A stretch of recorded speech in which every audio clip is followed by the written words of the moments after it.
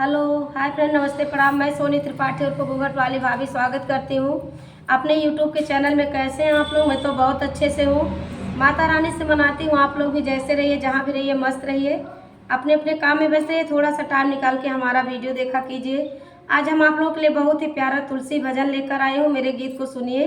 गीत हमारा आप लोग को अच्छा लगे तो प्लीज़ शेयर, लाइक और प्यारे से कमेंट में ज़रूर बताइएगा आप लोगों को हमारा ये गीत कैसे लगा। मैं आप लोगों को गीत सुना रही हूँ, सुनिए। अंगने में तुलसी के पेड़वा ते तुलसी बड़ी हरियर हो। अंगने में तुलसी के पेड़वा ते तुलसी बड़ी हरियर हो। ए तुलसी हमरे जय होई है ललनवा ते पियरी चढ़ाई बई हो। ए तुलसी हमरे जय होई है ललनवा ते पियरी चढ़ाई बई हो। सासू जी बोले ही ना पाई ना नद उठ बोलाई हो। सासू जी बोले ही ना पाई ननद उठ बोलाई हो। भाभी नैहर से पियरी मंगायो त तुलसी चढ़ावाई हो। ए भाभी नैहर से पियरी मंगावो त तुलसी चढ़ावाई हो। रहिया के जाते बटोइया सो ना मोर भैया हो। रहिया के जाते बटोइया सुना मोरे भैया हो। ए भैया बाबा आगे खबर जनावा पियरिया ले आवे हो। बाबा भैया बाबा आगे खबर जनाओ पियरिया ले आवे हो। बाबा जी सोए वो सरवात भैया मोर जागे हो। बाबा जी सोए वो सरवात भैया मोर जागे हो। धना गहबर पियरी रंगावा बहिनी के ले जाए बहो। धना गहबर पियरी रंगावा त बहिनी के ले जाए बहो। चुप करा और इन्हें पत्थर को ऐसे एक गोड़े धर वो सरवा दूसरे दर बजवाई हो।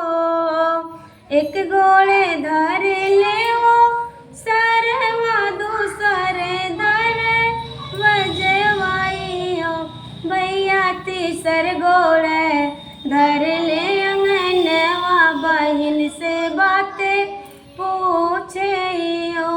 भैया तीसर गोड़े धर ले अंगनवा बहिन से बात पूछे हो। के कर लाइल बहिनी तुलसी त तुलसी बड़ी हरियर हो। के कर लाइल बहिनी तुलसी त तुलसी बड़ी हरियर हो। बहिनी के करही भैले ललनवा अंगनवा तोहरे खेलाई हो। बहिनी के करे भैले ललनवा अंगनवा तोहरे खेलाई हो। तोहरे ही लाई भैया तुलसी तुलसी बड़ी हरियर हो।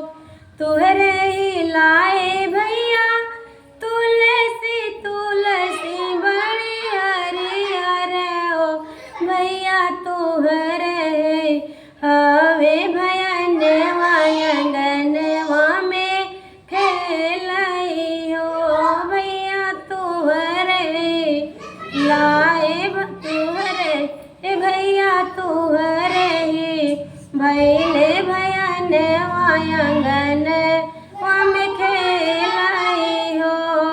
हंसी हंसी पूछल हंसी हंसी पूजली बहिनी तो पियरी चढ़ावेली हो।